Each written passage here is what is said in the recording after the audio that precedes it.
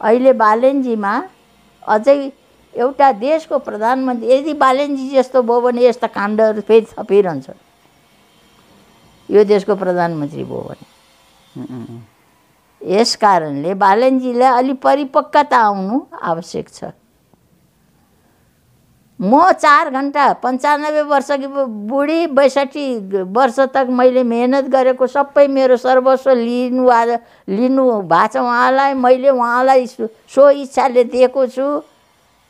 मसँग एकचोटि कुरा गर्नुहोस् भन्दाखेरि एकचोटि कुरा नगर्ने मान्छे यो देशको प्रधानमन्त्री बन्ने मेरो आत्माले चाहिँ मान्दैन।